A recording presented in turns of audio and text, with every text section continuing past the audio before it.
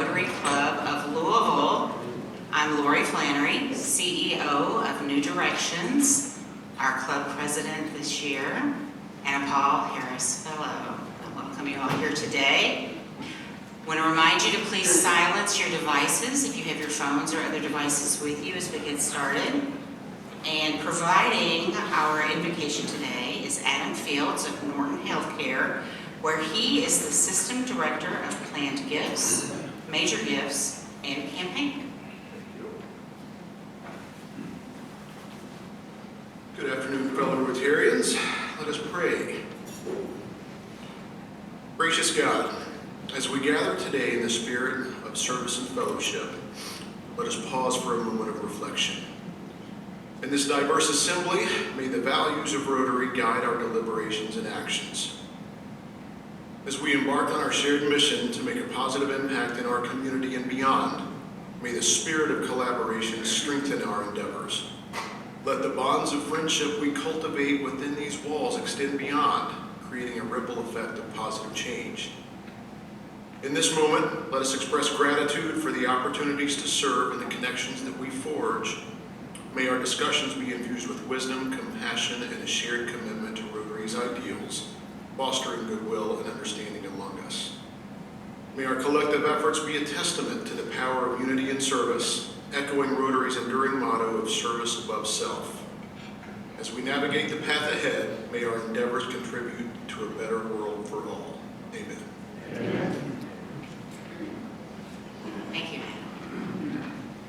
Now, to lead us in the Pledge and the Four-Way Test is Melissa Chastain, Provost at Spalding University.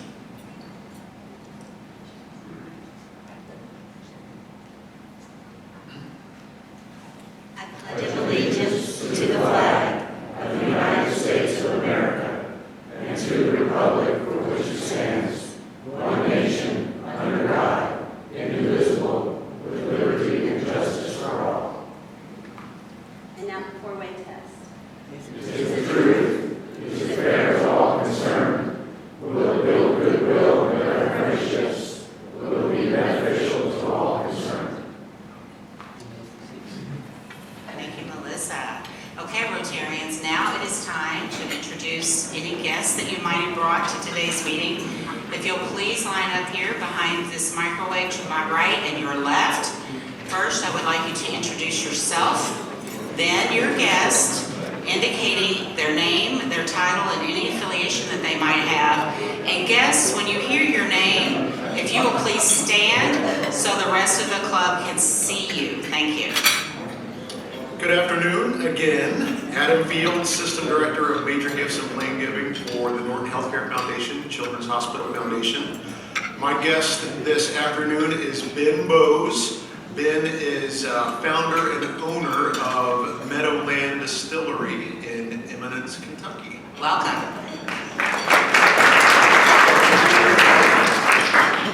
President Lori, Tom Crimmins here. My guest today is Bruce Corwin. Bruce is a financial advisor and can take your sleepy little 401k and put you in the 1%. But that's not why I invited him. He's the founder of the Bourbon Brotherhood. There you go. Welcome. I have Bourbon Brotherhood out in everybody, right? Hello, Madam President. I am Sandra Dodge, Director of Development at New Directions Housing Corporation. My guest today is my husband, Paul Pelton, a singularly happy, non-working software developer at the moment. So that big smile is for a lot of reasons. So,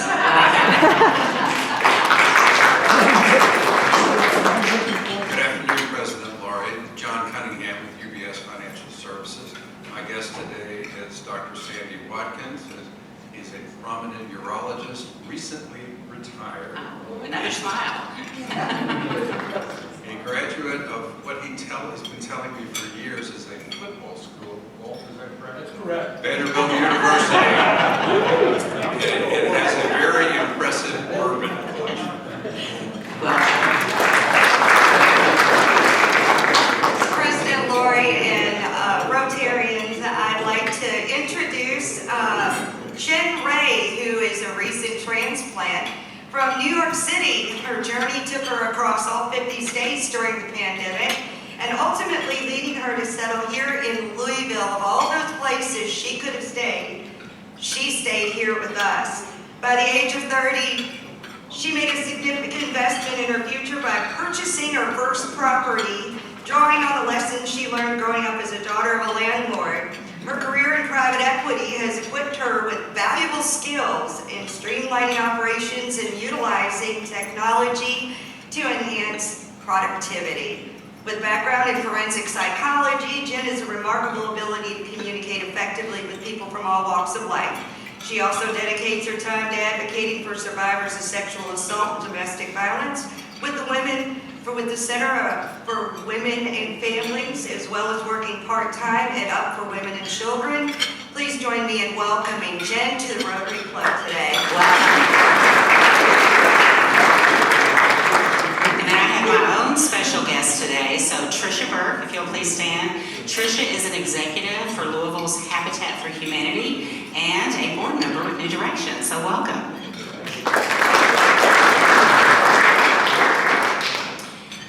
Guests, when you hear me ring the bell again in a little while, at the conclusion of our meeting, you'll know that our meeting is over. At that time, if you could make your way over to the What is Rotary table, you'll see that over here in the very far corner, and it has a placard on top that says, What is Rotary?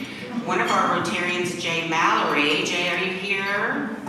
There he is. Jay will meet you there and give you just a brief introduction about our club and what Rotary is all about, so we appreciate that. Okay, I have 13 brief acknowledgments. These are the Rotarians in the spotlight. So, you know, we've had a couple of packed sessions in recent weeks. And because of that, we have streamlined our schedule and our agenda.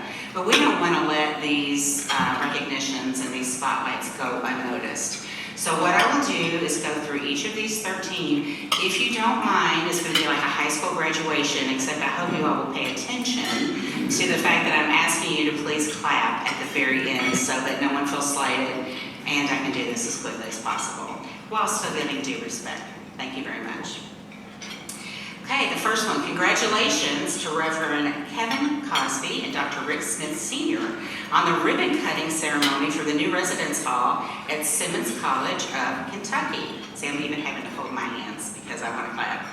The second one is Whitney Austin. She spoke at the opening ceremony for the new University of Cincinnati Health Emergency Preparedness and Response Center, which happens to be the only center of its kind in the entire country, and one that is best prepared to help in moments of mass casualty, natural disaster, or global pandemic. Third up, Kentucky Chamber Executive Committee member Amy Luttrell and Impact Director Gil Holland discussed the importance of building impactful communities during a panel at the recent Chamber Executives Annual Conference. Susan Zepeda was in the spotlight recently for helping to launch the Appalachian Quilt Project, uniting crafters across the state to create quilts for Eastern Kentucky flood survivors.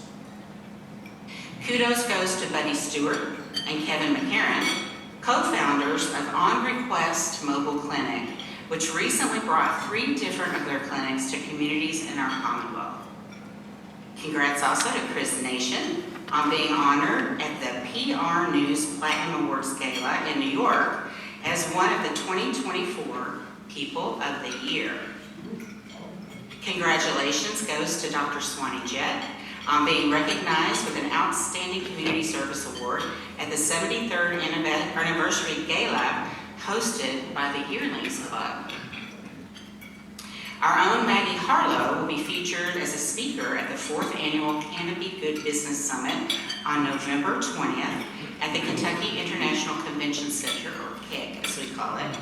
Rotary will also have a table there, so you can use your discount code Rotary24 to save 10% on your registration if you're interested in attending that. We're talking again about Dr. Rick Smith Sr. and congratulating him on chairing the 110th anniversary of the Louisville branch NAACP Freedom Fund Banquet at the Muhammad Ali Center, where the keynote address was delivered by NAACP National Board Chairman Leon Russell. Congratulations to Karen Morrison on the opening of 2 new Gildas Club locations, one in Jeffersonville and one in New Albany. We also want to congratulate Lisa DeJacko Crutcher, Ty Handy, Graham Parker, Dr. Kim Satchel, Josh Suter, and Dee Tran. And what would these people have in common? They were all selected for the 2024 Louisville Business First Most Admired CEOs program. Congratulations to Julie Anderson and Old National Bank on the grand opening of their new office space downtown yesterday. I know several Rotarians were there to help you all celebrate. Very proud of that. And finally, Jeff Underhill is not with us today because he was invited to be the speaker at that other club, the Kiwanis, today at the Autumn and Country Club. Should we give him an excused absence? All right, we'll have to report back on that. But that is it. That's the whole 13. So let's try.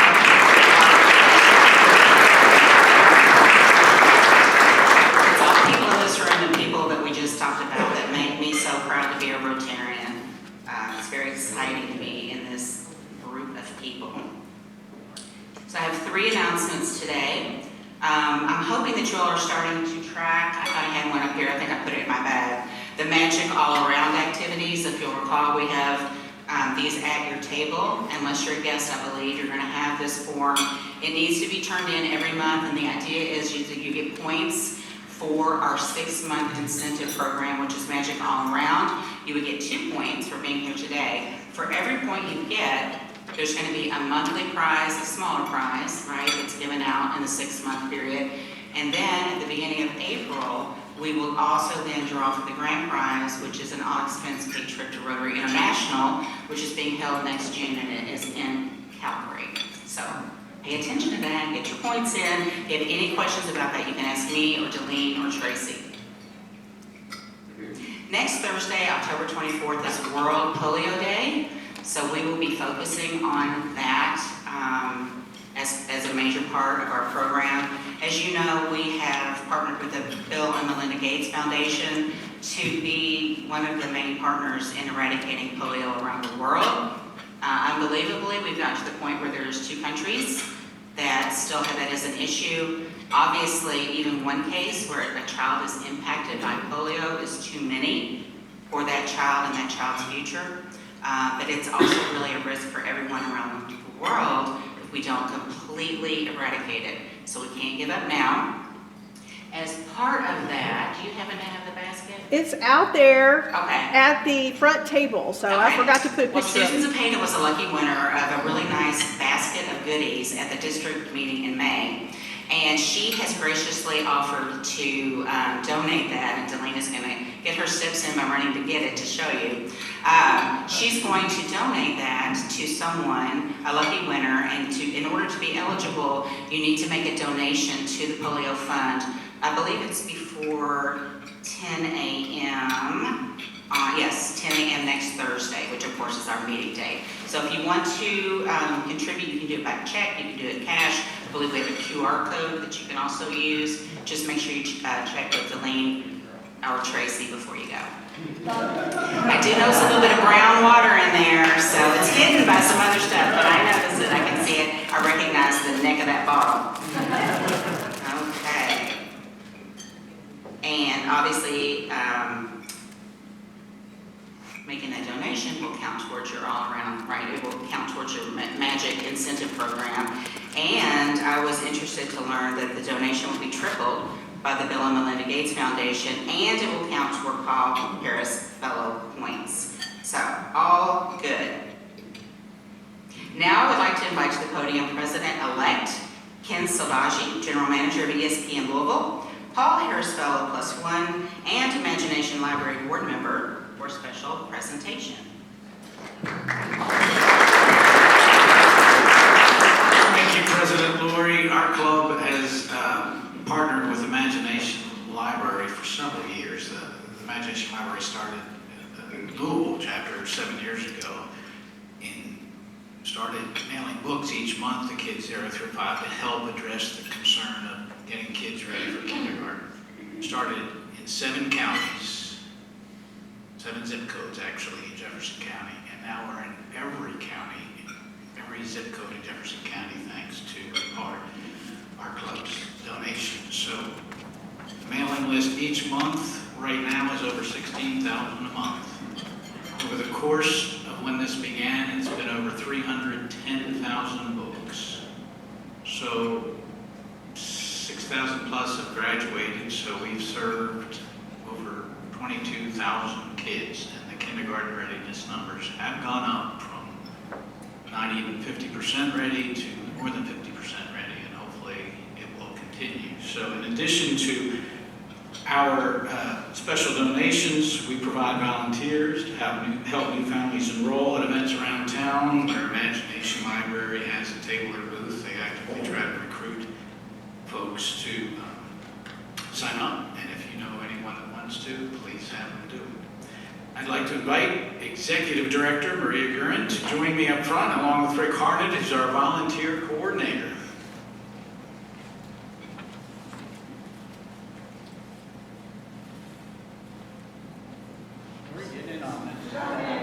I'll be able to get it. That way so you're not in the projector. $5,000.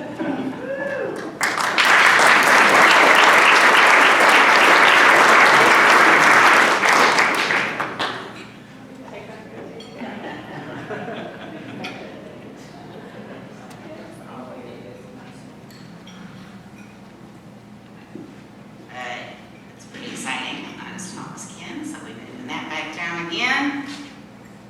I do want to thank everybody who's involved with Imagination Library. It's one of the things I'm most proud of that I believe it's actually in every county in Kentucky now. And Dolly Parton showed up in Lexington recently. I'll have to get her to Louisville next time. But it's pretty exciting. The governor was there, so you know you're making a difference. Now I would like to invite to the podium Chris Nation, Vice President of Run Switch PR, and Paul Harris Fellow, to introduce today's speaker.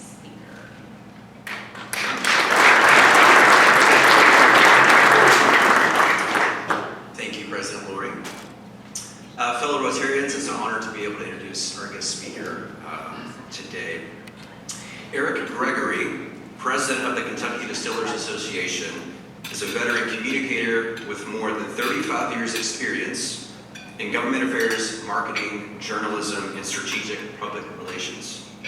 As KDA President, Gregory oversees all aspects of the 144-year-old nonprofit association that promotes, protects, and elevates the Commonwealth's signature bourbon industry and distilled spirits industry, including the world-famous Kentucky Bourbon Trail experiences, which I assume many of you have experienced.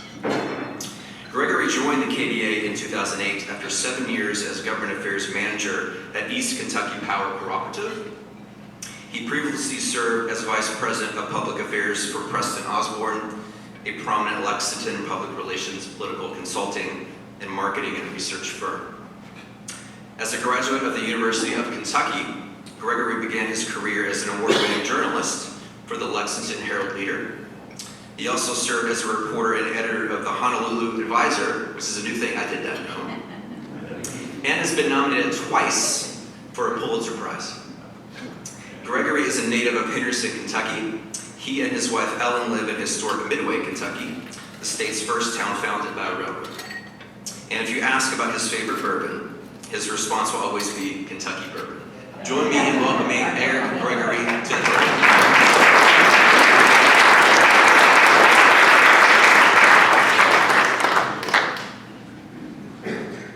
Thank you, Chris. It's great to be back in front of the Rotary Day. Thank y'all so much for having me. And Madam President, I brought some of my own guests today, if you don't mind. If you've seen me speak before, you know what's coming. Let's see here. Yeah, all right. Willits, Redwall. Let's see here, what else we got? Four Roses. Oh, People's Trail Rock, that's some good stuff. Let's see here, Old Forester.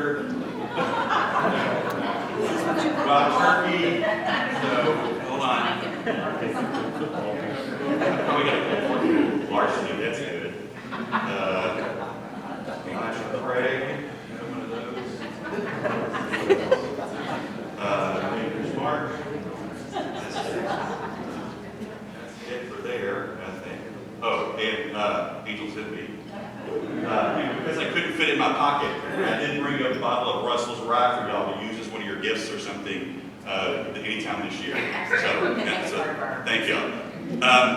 So I award these for good questions at the end. Okay.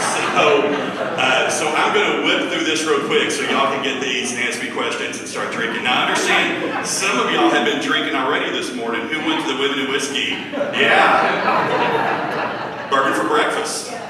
So yeah, it's real living. Okay, so yeah, I do talk real fast, and I apologize. I'm not hopped up on caffeine. I actually haven't had caffeine since 1998.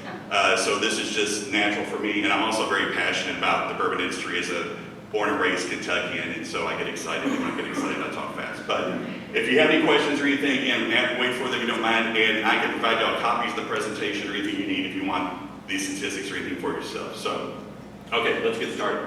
All right, so a little bit about the Kentucky Distillers Association. Yes, we are 144 years old. We were founded in 1880 right here in Louisville at the Golf House when 32 distillers got together and decided that they were tired of paying taxes and they could do more by working together than standing apart. 144 years later, we still hate paying taxes. And if you do the math, you'll say, well, wasn't there this little thing called prohibition? Yeah, we just pretend that didn't exist. That never happened, at least in Kentucky. And what is bourbon?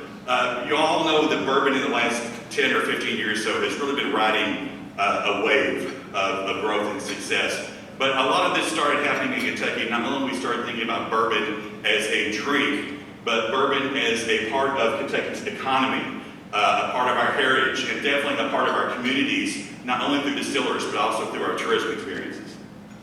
So when I started at KDA back in 2008, we had 7 distilleries, period, in the Commonwealth. That's it. Over 17 years, we now have 120 members at KDA, 68, it's actually 70, we got 2 more yesterday, 52 industry members, so we have 84 distilling operations owned by them, by 68 member companies in 40 counties. So a third of Kentucky's counties now have a distillery in them, ranging all the way from Paducah and yes, all the way to Pikeville. And you'll see, so real quick, thanks to our friends at Brunswich, we've been working on a campaign to help re-educate people who just may have forgotten about the economic and tourism benefits of the distilling industry, or as we like to say, bourbon builds Kentucky. So statewide production right now, every 2 years we do an economic impact study, and we've been doing this for the past 14 or so years to show the growth of the industry. So bourbon right now in Kentucky is a $9 billion industry that is generating more jobs, more payroll, more tax revenue, more tourism, more distilleries, and more Kentucky counties than ever before. Record-breaking growth. We now have 115 licensed distilleries across the Commonwealth. That's 86 companies in 40 different counties. And you'll see here, I talk loud, so I don't need that necessarily. They used to be all focused right here between the Lexington, Louisville, and Bardstown area, what we call the Amber Triangle. Usually I get a better laugh than that. Thank you. Northern Kentucky up here, again, all the way to Pikeville, and even all the way through Western Kentucky. So you can see. Now, again, does anybody know the reason why we don't have many in Eastern Kentucky? They're dry, yes. They come to us all the time and say, how can we get more distilleries around the bourbon boom in Eastern Kentucky? And we say, this ain't rocket science, we're not building in a dry county. So when I started, we had like 80 dry counties in Kentucky. We now have only about 10 or 12. And we have a lot of counties that are considered moist. Not my term, the ABC's term. It's a dry county with a wet city in it, so it's moist. Seriously. You can't make this stuff up. Jobs and investments. We generate more than 23,100 good paying jobs right now with an annual salaries, wages, and benefits total of $2.2 billion with a B. Economic impact. Right now, we're in the middle of a $5.4 billion capital investment spree. We're building everything from new distilleries, new aging warehouses, new tourism centers, new bottling lines, you name it, it's going in. And just in the next couple of years, The distilleries are investing almost $200 million just in those visitor center experiences, which is a great way for the distilling industry to kind of help give back to the communities. Statewide production. Okay, I know Bruce is here and some other people, so we haven't issued a press release on this yet. It'll be coming in the next few weeks. But last year, Distillers filled 3.2 million barrels of bourbon in Kentucky. The first time ever we've topped over the 3 million mark. And today, we have a total of 14.3 million barrels of bourbon aging in Kentucky. When you add in brandy and rye and single malt and some other things, it's over 15 million. So yes, we now have nearly 3 barrels of bourbon for every man, woman, and child living in Kentucky. I've actually had people come up to me and say, well, where's mine? Yeah, I don't have one either. And a lot of this growth is due to the global thirst for Kentucky bourbon. We ship over $500 million of bourbon worldwide to hundreds of countries, and that's actually a challenge which I'll talk to you about here in just a second. So when you add all these barrels up, they total $8 billion in value, tax-assessed value. The first time we've ever been above $8 billion. And more importantly for us, I say tax-assessed because we pay a lot of taxes. We'll pay this year $60 million in barrel taxes. So for every year that barrel ages in a warehouse, it's taxed. It's taxed at the local level and the state level. Kentucky is still the only place in the world that does it, but I'll mention that in a second. But that's a 20% increase in our taxes in just 1 year. Last year was a 30% increase, so we've gone up 50% in barrel taxes. So right now, the distilleries pay over $358 million in taxes every year. That's over $200 million that we paid just 15 years ago. And you'll see here, there are 7 different taxes on every bottle of bourbon before it reaches your lips. We have the local aging barrel tax, the state aging barrel tax. Every case that goes out gets a nickel tax on it. We have a state excise tax, which is a consumption tax of $1.92 a gallon. The federal excise tax, which is $13.50 a gallon. A wholesale tax, so when the distiller sends it to the wholesaler and sends it to the retailer, the wholesaler's got to pay 11% of the value of the bourbon. And then in 2009, they put the state sales tax on us at 6%, even though it was already being collected in the wholesale tax. So even our taxes are taxed at this point. So we are, it says that we are, and this is not a joke, Dr. Paul Coombs, y'all know Dr. Coombs, most of you all, he does our economic impact studies for us, and he has consistently showed that bourbon is the highest tax industry in the state of Kentucky.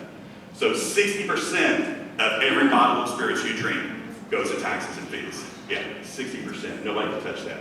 We have the 3rd highest tax rate on spirits in the country. We follow Washington State and Alaska. Alaska, I get it. Washington State, I don't know what's going on there. But 3rd highest, I mean, look at Tennessee. We're twice as much as Tennessee, and that really hurts because Jack Daniels is getting a huge tax break compared to us. So a little bit more about the barrel tax. You may have heard about this last year. We had a thing called House Bill 5. So after, I kid you not, 75 years of working with the General Assembly on this, we finally came up with a plan to help get rid of the barrel tax. And to show you how much that means to us, we agreed to a 20-year phase-out of the barrel tax. So it will not end until the year 2043, okay? I hope to be sitting, if I'm alive, I hope to be sitting on a beach drinking a cocktail when that thing's out. But we did it in such a way that it keeps schools whole, because a lot of that local tax revenue goes to schools through the C formula. It keeps fire departments whole. It keeps a lot of county services whole and things like that. But when you see that 20% growing up, here's what this really means. That the barrel tax revenue is going to keep going up while it slowly phases down. So most of these counties and cities that get barrel tax revenue are still going to be getting much more than they got in 2023. That break-even point doesn't come to about 2037 or 2038. So after that, it kind of goes down pretty sharply. But we agreed to that 20-year phase-out to allow communities and work with them to diversify the revenue and to find a way to kind of wean themselves off this tax. Because some counties were actually basing their budgets on 25 to 30% of the barrel tax. That's just not sound fiscal policy. Because look what happened to coal. If something happened to us and bourbon started sliding, God forbid, we would, those communities would be looking to make up that revenue, and you just can't make up that bourbon. So again, it was a bipartisan agreement. We thank the legislature and the governor this year for working with us on that. Agricultural impact. Bourbon is liquid corn, right? So 3 bushels of grains and 9 bushels of corn equals 1 barrel of bourbon. So we harvest and use about 20 to 21 million bushels of corn every year. And of that, 75% are local grains. And that number just keeps going up. In fact, if you look at Dr. Coombs' study, which is online, it shows you that in the core distilling counties like Nelson County, Woodford County, Shelby County, corn production there has gone up over 300%. So it's really helping our local farm families. And growing our local communities here. So I pulled out the Jefferson County alone statistics here. So you look at Jefferson County alone, bourbon provides 6,600 people jobs, economic output. This is of that 9 billion. You're at 1.6 billion in Jefferson County alone of economic output. Labor income, you're at 790 million in labor income, wages and salaries, another 630, 22 distilleries, and then taxes. You know, so again, bourbon, nobody has benefited more from the bourbon boom than Louisville, trust me. And a lot of that is through bourbon tourism. When you look at the metro region here, which is Jefferson, Oldham, Shelby, and Hardin counties, I mean, it goes up just phenomenal. 7,000 employment, output, almost 2 billion in output, labor income, well over 1.4 billion, 26 distilleries, and more taxes. So again, like we say, bourbon is building in Kentucky.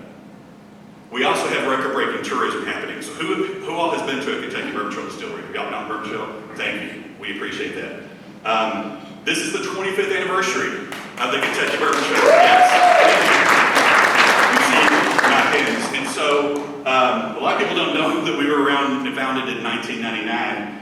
And we had all this set for our 21st birthday, which would have been 2020, and then COVID hit and scrapped all of our plans for that. So we decided to wait for the 25th. So we've rebranded everything. We've got a fancy new logo here, which we love. It's very simple, it's very elegant, and instead of orange and browns, it's got more of the copper tones in it that's symbolic of the copper stills in our industry. So with a new rebranding campaign to help the Bourbon Trail go global, we say the number of people who enter Kentucky in search of better bourbon, 2.5 million. That's how many visitors we had last year. The number of people who leave Kentucky in search of better bourbon, 0. So we have really done a lot with the website and everything to try to help the visitors optimize their experience. When I started, people would call us on the phone and just say, "Are the distilleries really open? Well, what time?" You know, everything else.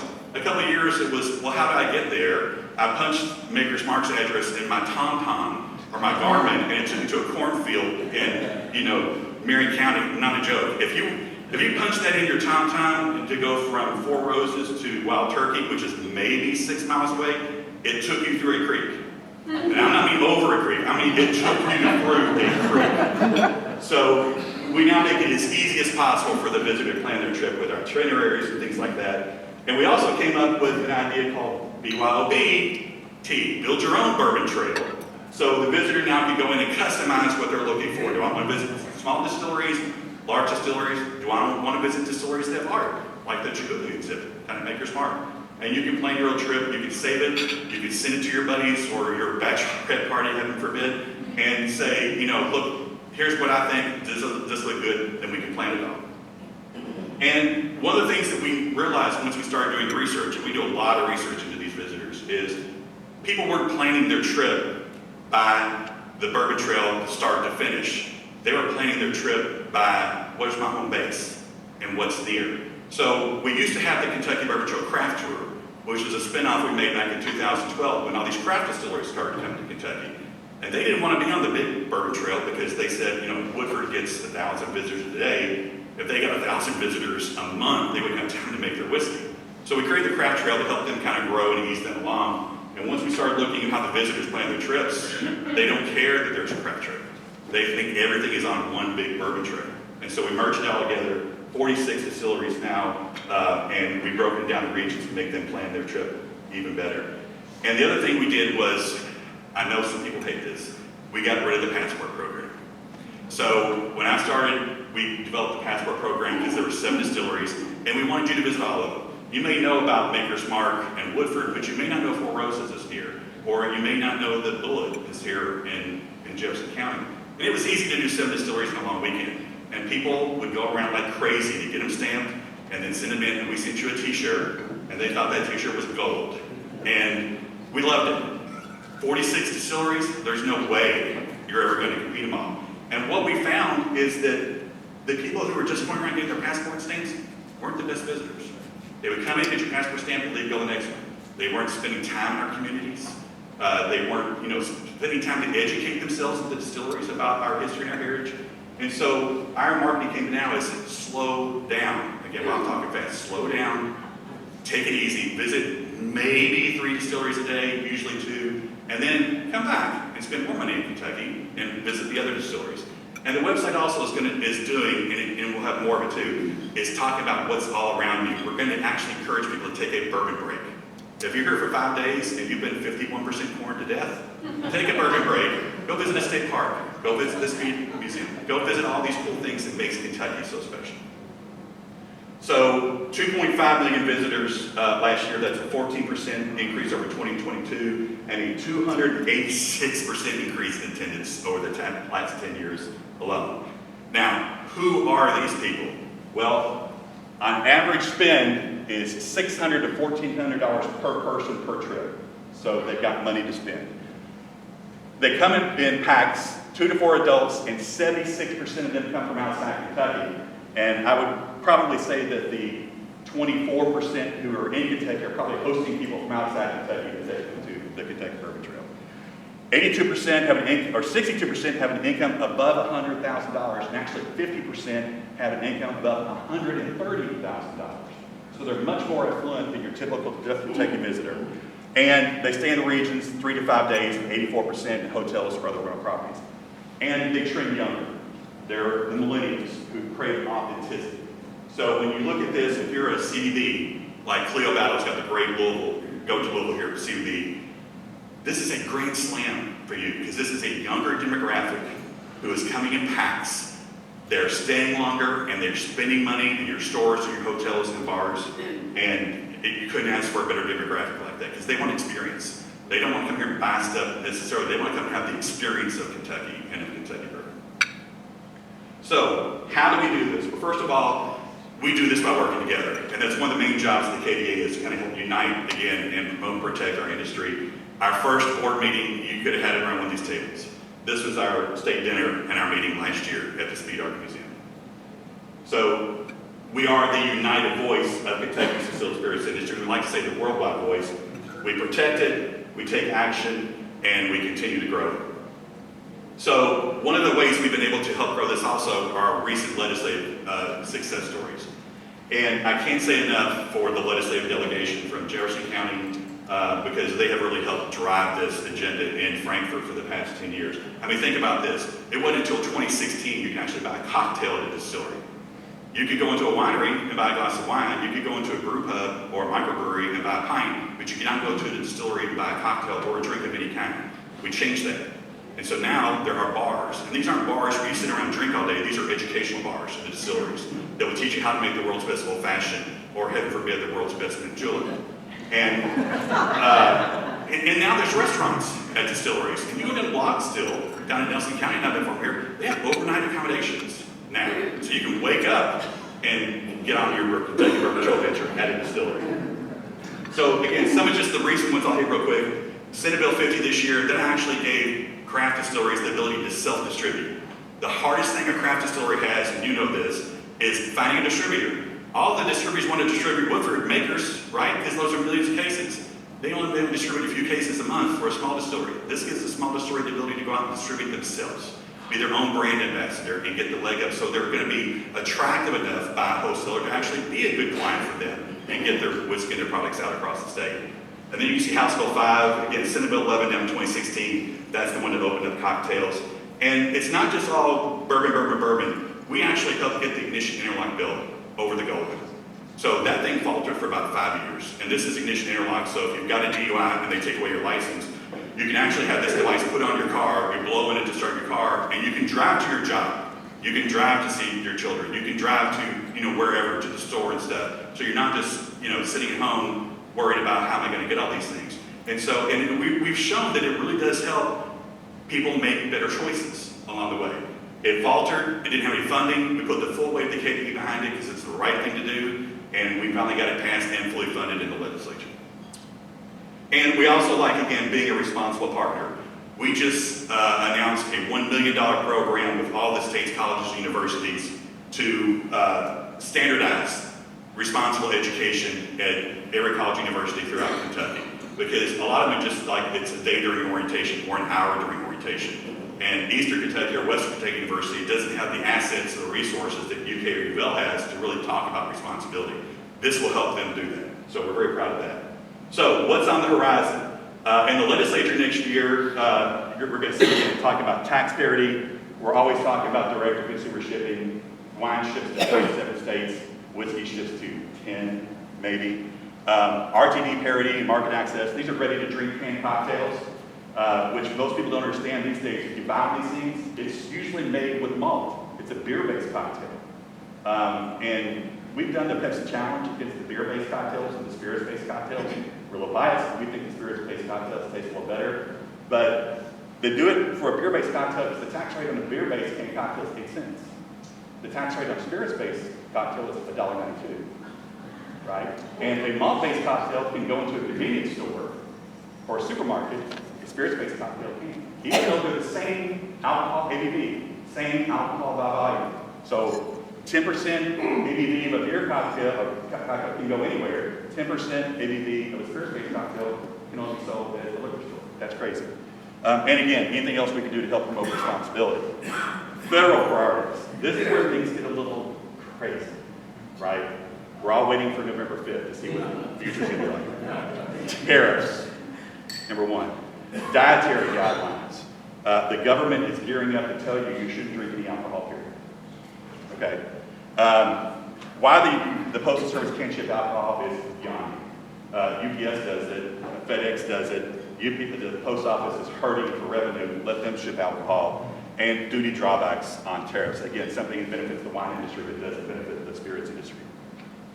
So the tariffs are the biggest one that has the most dramatic effect here soon.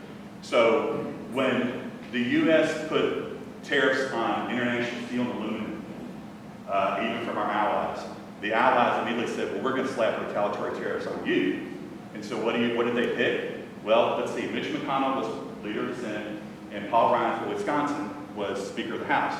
So they picked American whiskey, Kentucky bourbon, and cheese. This ain't rocket science, right? We eventually got them delayed until after the election, so nobody wanted to make Pennsylvania mad and steal aluminum. And so that was 25%. 25%, we were losing $200 million in exports a year. If they come back in March and they're not resolved by then, they go to 50%. And at that point, close doors. The export market will dissolve, especially to the EU. It will be insane. So the other thing that we are always cognizant of is competition. Continue to make sure that Kentucky is the one true authentic home for bourbon.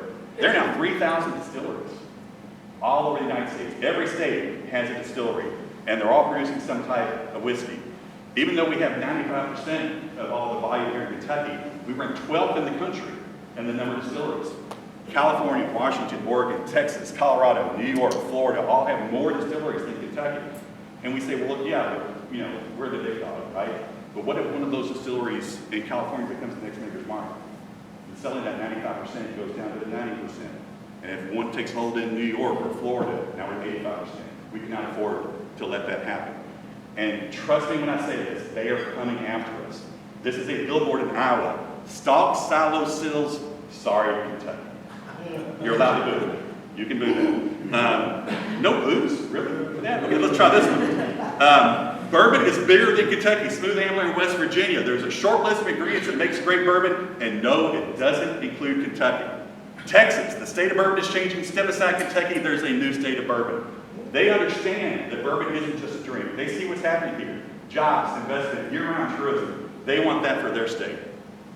And can you imagine 10 years ago an article in a magazine or online that says 9 must-try bourbons that aren't from Kentucky? Again, they're coming after us. So We've got to do everything we can to keep Kentucky the one true authentic home of bourbon.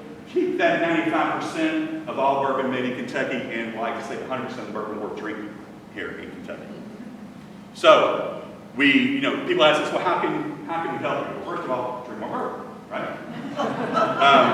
Drink more Kentucky bourbon. I'm sorry. Enjoy bourbon like a true Kentuckan responsibly. If anybody has a few dollars laying around, they want to help our political action committee, feel free to use the QR code and donate. I'm still $15,000 away from my goal, with the election coming up. And we do a lot more in global collaboration now. With these tariffs and everything, it has really forced the world whiskey community to work together. So World Spirits Alliance, Scotch whiskey, Irish whiskey, Canadian whiskey, they're all coming to Kentucky to work with us to try to figure out how we can resolve this. So, in closing, we're employing more Kentuckians than ever before. We're investing billions of dollars in new projects. We're using local products like corn for our bourbon, hosting and shipping whiskey to folks from around the world, supporting our communities with new tax revenue and tourism, and being responsible community partners. So that's it for me right now.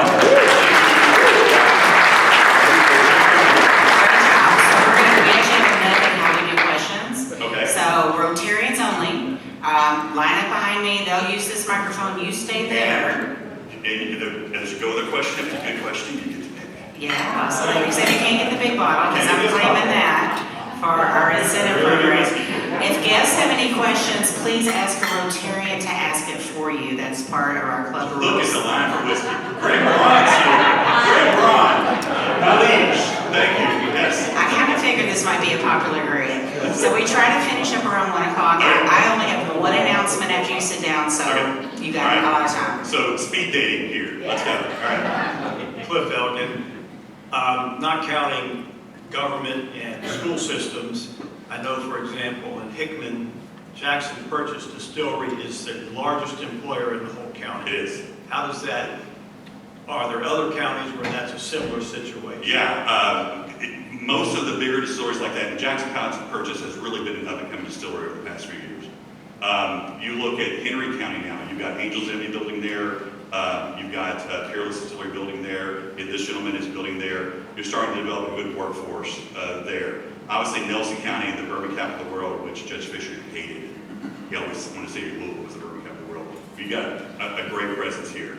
Now, but even like Pikeville, you've got distilleries coming. Some of them aren't as big as Jackson Purchase because it's doing thousands upon thousands of barrels a year.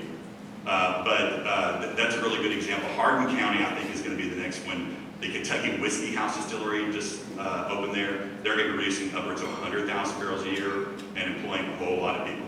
They're going to be one of the biggest heritage distilleries probably in the next 10 years. That's it. Thank you.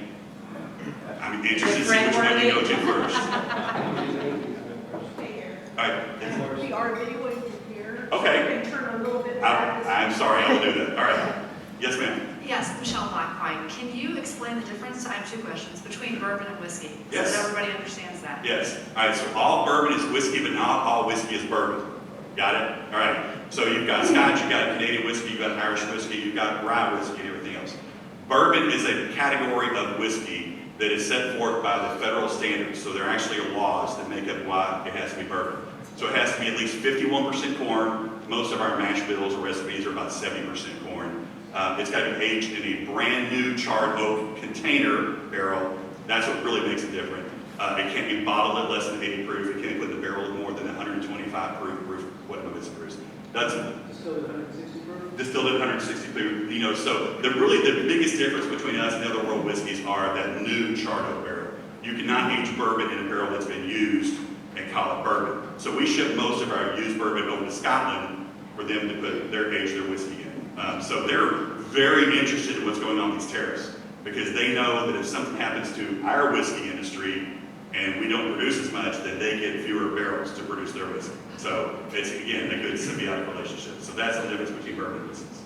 Thank you. My second question is, what impact are you all having in the spiritless industry, and how is that part of what KK is doing? Yeah, we have not really gotten much into that yet. I mean, we see some of that happening. I'm just remind myself to turn around and talk. We see some of that happening, and it's a category that is growing because you have more millennials who either aren't drinking or want to drink something with a lower proof or no proof category. And that's for a variety of reasons. So it's something that we're looking at, but we just haven't really gotten into it much yet. Thank you. Yep. All right. What is she going to do? Right. Eric, Tom Crimmins, thank you for being here. Always an interesting topic. As an old retired guy, I've had a chance to travel out of the country some, and I always look for bourbons when I go to different places. In Cambodia, I saw a bourbon from Pikeville. I thought, Pikeville's got a distillery? Yeah. Okay. But then I went to Southwest England, and when I asked for whiskey, they gave me Scotch.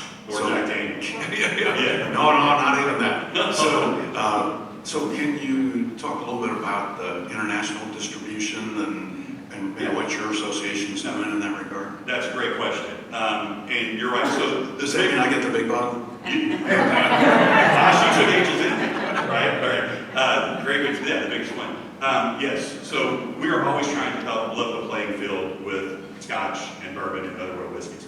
And like in India, for example, Scotch has a free reign. There are no tariffs on Scotch going into India. And, Scotland, and I hope my friends at SWA don't hear me say this, they've got a 700-year start on us in colonizing the world and taking that whiskey, to all these different countries, which I consider, well, I won't say it. But, so in order to keep that monopoly almost, they've made sure that tariffs are high for other whiskeys, including us. And so we're just now starting to get our foothold in a lot of those places. And thanks to NAFTA and the EU trade agreements that we had back in the 90s and have been negotiated a couple times, we're finally starting to level that playing field to get more of our whiskeys in the world. And the good news is the people that have them and are able to get them like it.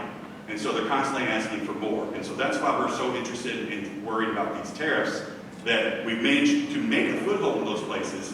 So if you get a 25% tariff on it, and again, no matter who you listen to, a tariff is a tax. Okay? And it's not paid by England, it's not paid by China, it's paid by the consumer. All right? So our distilleries, when that 25% tariff came on, they did as much as they can to absorb as much of that 25% themselves. But you can only do that for so long if you're a business before your board of directors goes, wait a second. We're losing a lot of money here. So eventually you have to start passing that on to consumers. And what happens if you're in Ireland and all of a sudden the bourbon you've been drinking the last couple of years is higher than whatever you have been drinking? You're going to go back to whatever you had been drinking. And if you're a younger generation, have we lost you? Have we lost you now for a whole generation? So that's the biggest thing. We're actually lucky that Brown-Forman, a great Kentucky company, a great global company, Jack Daniels has kind of paved the way for us. They get into so many markets, and we kind of ride their coattails and go along. So that's why you see us go. I mean, we're always big in Japan, Asian countries, and things like that, but we're slowly making our way over to other European countries. Thanks. Brother Eric. Greg Ryan, one of my favorite people in the world. By the way, Rotary connection, Eric's sister used to be a Rotarian, Julie Gregory. If you remember Julie Gregory? And then his other sister, Amy, is in horse racing. So you've got horse racing, bourbon, and attorneys to get you into trouble when get you out. So my question is, talk about this nutrition, where the government's coming out and they're going to tell us that bourbon is bad, and who the heck's going to listen? That's my Apple Watch telling me my heart rate is when yeah, so every 5 years, the government does dietary guidelines. And they tell you what's good to eat, what's good to drink, right? And for decades, for generations, they've said that for alcohol, any alcohol, 2 drinks a day for men, 1 drink a day for women. That's been, that's the guidelines that you do. And so they're doing it again. They're going through this. It's the year they go through and do all that sort of stuff. But this year they decided to not only let the government scientists do it, who have been vetted by Congress and actually have history of doing all this stuff. They've turned to the USDA, and the USDA has turned to some group that actually is supposed to regulate underage drinking or prohibit underage drinking. And they've had a secret government group of 6 scientists, and they wouldn't release their names, to study this and figure out what the recommendations should be. But when their names started trickling out, we realized half of them were from Canada. And they had done a failed attempt in Canada to say, don't drink any more alcohol. And Canada went, no. And the other 3 have written papers saying there's no safe level of alcohol for you. Well, so are they going to put this on a bottle like they do cigarettes? Yeah. So they want to. So if they take that recommendation, the government and their dietary guidelines will come out and say you should not drink any alcohol here. So Super Bowl parties, graduations, everything else, you're not safe. Well. So we're actually trying to get them to listen to the real scientists, the ones that have vetted everything else, and put some transparency in this process. And look, I'm biased, obviously, but there's no safe level of life. You know, I mean, there are certain things that really cause cancer and everything else. We all know that we are. I eat a lot of bacon. You know, I don't see cancer warning on bacon yet. And, you know, cars, everything's a danger.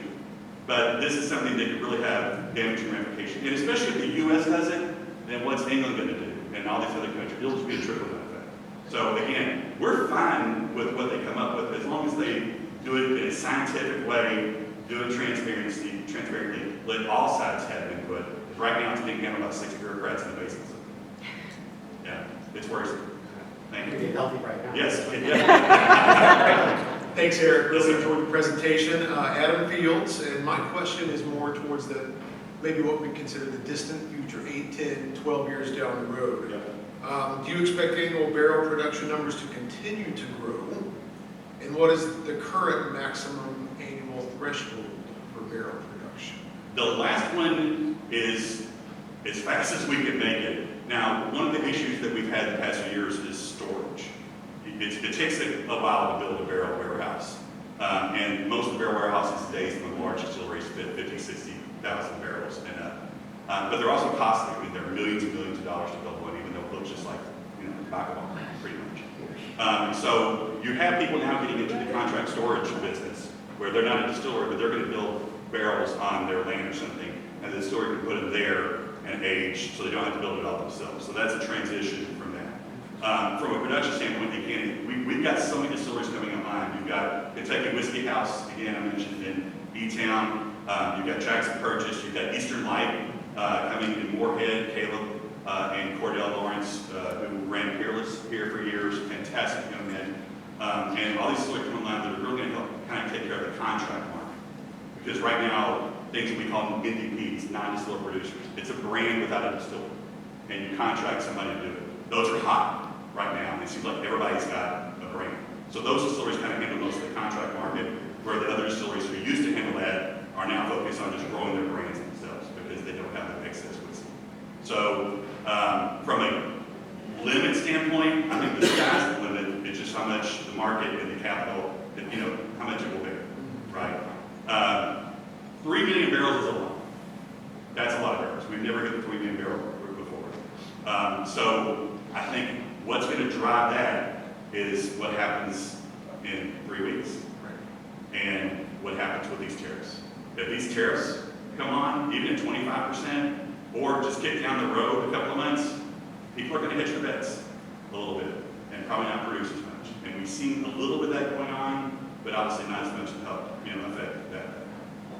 And then at that point, it's free trade agreements, global growth, and things like that. That's when bourbon took a nosedive in the 70s and 80s. It was because we did not have that global market. We didn't. Now we have that global market, so we can keep inching in that global market. There's no reason to believe that production will continue to go up to be there. Yeah, thanks. Hope that answers your question. Rick Hardin, coming a little bit further off the wall. Okay. I have seen some articles that the supply of white oaks is not growing, but we're going to have to grow it to get more barrels. Yes. Is that a real threat? That is a real issue, yes. In fact, we've been funding the University of Kentucky the White Oak Initiative because most of the oak trees come from Kentucky all the way down to the Ozarks. And it's no coincidence that the 1964 congressional resolution that declared bourbon America's winning spirit was co-sponsored by somebody from the Ozarks. You know, they understood that it was going to happen. It takes 80 years to grow a state tree. 80 years. And so Maker's Mark has funded a complete scientific breakdown of the genome of an oak tree, trying to find species that will grow faster, more disease resilient, and everything else. Angel's Envy, each year in September, does a thing called Toast the Trees. If you post a picture of yourself on social media drinking a glass of Angel's Envy, they'll plant a tree. And they plant like 30,000 trees a year. So we're all doing more reforestation. But you're right, it takes a long time for that to happen. By all estimates, in about 40 to 45 years, we're going to hit a gap where there's not as much oak as there is now to take care of that. So everybody is scrambling right now to try to figure out what we can do to bridge that. Now, the good news is the federal law just says new charred oak. It doesn't say white oak, red oak, anything else. So there are a lot of distilleries looking at different kinds of oak, even French oak and things, to try to see if that's available and it's worth Its weight in literally in filling the barrel and keeping the barrel from leaking. That's why white oak is so good, because it is so strong, and when the whiskey starts to get in there and it shrinks and it expands, it doesn't leak your blood. So it is an issue, it really is. And it's something that we're taking seriously and trying to figure out before any gap happens. And I will say this, the cooperages in state, especially in Missouri and Kentucky, they're leading the way, because that's the last thing they want to see happen, right? They're putting millions and millions of dollars into this research. So, thank you. We've got lots left over. It's 25. Take two. You can take two. That was such a good question. Yes, sir. You can take two. So are you all participating in the Beam Institute at the University of Kentucky to Yes. help our young people go into this business? Yes. You can take two for that question, because I have a personal interest in this. Yes, the James B. Beam Institute at the University of Kentucky is doing great things. They've got their own distillery on campus now, literally their own distillery and their own aging warehouse, where they're aging about 600 barrels. One of the biggest issues we have is workforce development. If you know somebody who wants to get in the bourbon industry, please talk to me, especially if you want to be a tour guide, a machine operator, a welder, any of the trades.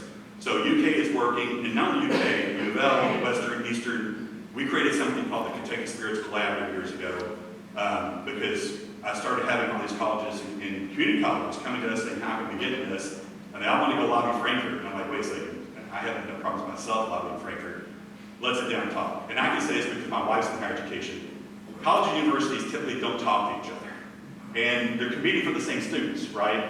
And so we actually got them in a room together and started talking. What are you doing? What are you doing? What are you doing? And once they started communicating, they found out they're all doing something different. U of L is focused more on engineering and accounting and business majors and things like that. UK, being the land grant ag institution, is focused more on research and ag and corn varieties and things like that. Eastern Kentucky University, which I didn't know, trains most of the OSHA inspectors in the country. They're focused on safety, doing safety classes. Western's doing brewery. Little Midway College where my wife's work is training tour guides left and right. So they're all working together on this. UK, though, has got this great certificate program that will give you hands-on training so you are hire ready. And I say I'm personally invested in this because my son is a junior there, and he went to UK because he wanted to go through that program and become a distiller. I did not pressure him in any way, shape, or form to become a distiller, but he loves it. I've never seen a kid smile so much in my entire life because he had an internship there this summer, and just getting there, get your hands on the stills, creating mash and everything else was the dream come true. So, but all the college universities are doing a fantastic job working together with this. UK just has its own distillery. So, thank you.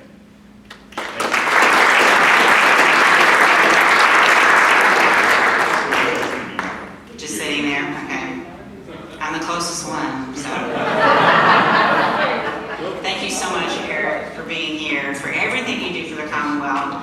I know it's a slogan that we use all the time about being Kentucky proud, but we are Kentucky proud of the work that you do and the things that you do to highlight what the Commonwealth is all about here in Kentucky, but also really around the entire world. So we're a slight bit over our time. I know there were one or two other people who wanted to ask questions. I do believe that Eric could probably sit here for another few minutes if you want to make your way to Eric to be able to ask him those questions. We don't want anyone to leave curious. As I mentioned, next week is going to be our World Polio Day. Our speaker is going to be Dr. Daniel Blatt.